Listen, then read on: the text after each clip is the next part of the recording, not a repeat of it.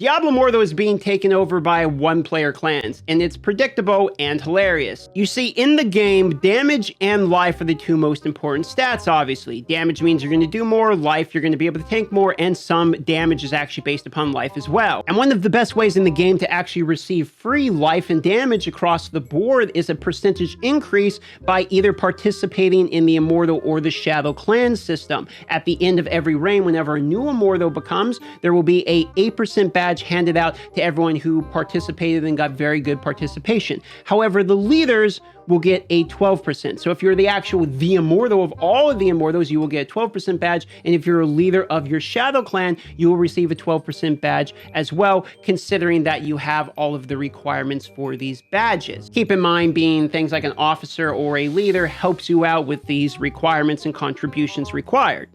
Now, there is a 20% badge. However, the 20% life and damage badge is only for the person who is the actual full Immortal on the server and has the all-time record. Now, because the badges cycle out every 3, the person who sets the all-time record in 3 more rotations no longer has his badge, so no one has the badge unless someone beats that. Because of that, eventually the record will be set so high, no one can beat it, and these badges are completely irrelevant for the rest of the game. Because of this, 12% damage, life, and damage are the maximum increase you're going to get in the game. And it's pretty key to note that being the actual Immortal and being the leader of a Shadow Clan pay out the same deed of valor badge. This has led to the accumulation of people figuring this out, and now we're starting to see top posts on Reddit about this, where effectively what people are doing is they are quitting their clan in order to start their own Shadow Clan. That way they are technically the leader of their one-person clan. The requirements for the clan system recently have been dropped in order to be a Shadow Clan. It's significantly easier. So now you can make your own Shadow Clan, and at the end of the reign, you will get a 12% badge for participating the most. Good for you. Now, I'm sort of the opinion that what other people are saying here, this isn't really a bug. I like this guy's take. This isn't a bug. It's probably something they didn't consider and won't address until it's a huge problem instead of just a little problem. This is already happening on the NA servers, and more so will continue to do it. More so, I actually think this is like a W for the players. I kind of like stuff like this where it's like, okay, they're not just out there duplicating legendary gems. It's not exactly like a giant glitch or anything. It's not like anyone's exploiting anything. It's just, hey, you guys set up the way that the Shadow Clan system works. If you're a leader, you get 12%. I'm just going to make a clan by myself then, and that's actually better than having to be in one of the other best Shadow Clans and spend all my time just to get 8%. Why would I not be in my own clan and just get 12%? The contributions for those Deeds of Valor badges are contributions towards the Shadows, not towards your clan, so it doesn't matter if you're in a clan.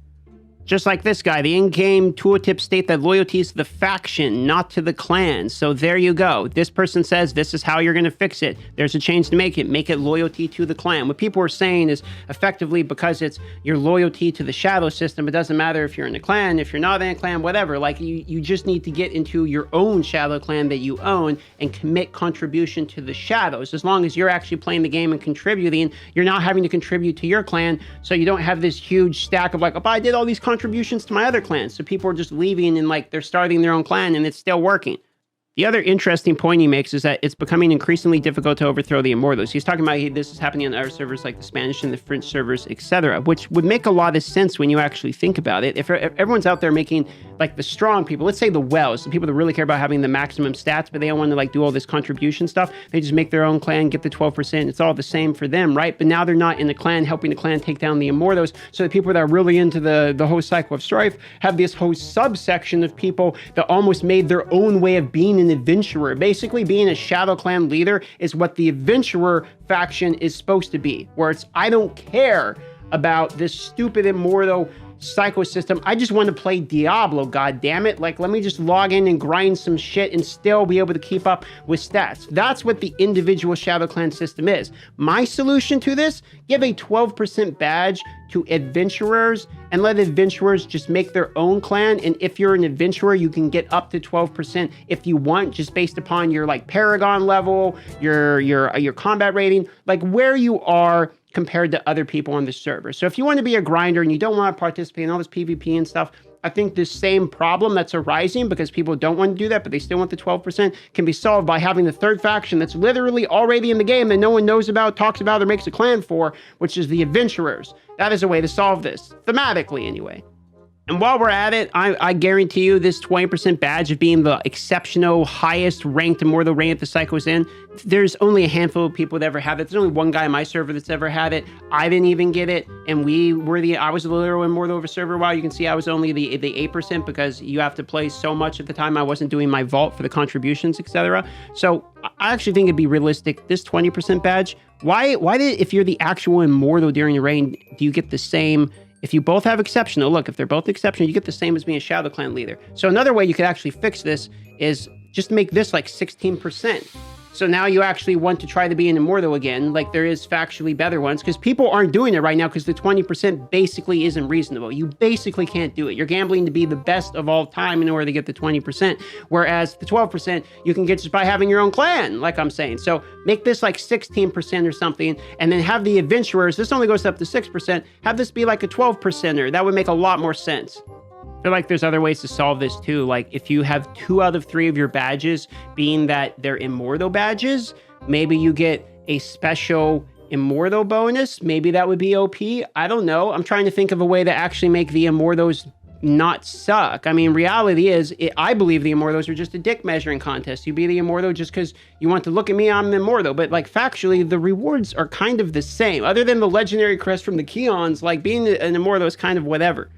And it's even more of a whatever if you're just a normal Immortal and can only get 8% because there's only one of the actual Immortal, but you're noticing people who are literally shadows getting better rewards than you. Like, how does it make sense that right now you can be a shadow and anyone on the server, every single shadow on the server, if they wanted to, could be a shadow and get a better badge than any of the Immortals that aren't the actual the Immortal? Like, it doesn't really thematically make any sense, nor does it really make any sense for the amount of effort to be an Immortal. Being an Immortal has been told to Blizzard directly by every single content creator I can possibly name ever since the beta basically needs to be better, or ever since the launch. I wasn't in the beta, but ever since the launch of the game, like the first month into the game, they are getting hit by feedback that, look, being an Immortal isn't good enough. The rewards aren't good enough to match the effort required. I still actually believe that, which is why this is even a problem in the beginning. Otherwise, there'd be plenty of arguments of like, okay, well, you can get 12% badge from the Shadow and only 8% from the Immortal, you know, if you do this strat, blah, blah, blah. But all these other things about the Immortal, there's not really like all these other things. There's being the Immortal, there's a cool cosmetic, there's the legendary crest, and there's the vault, okay? And all of those, they are debatable and arguable, except Keon's. Keon's really is the only one where it's like, yeah, maybe you could get just as good of gear from just farming during the time it took to do the vault.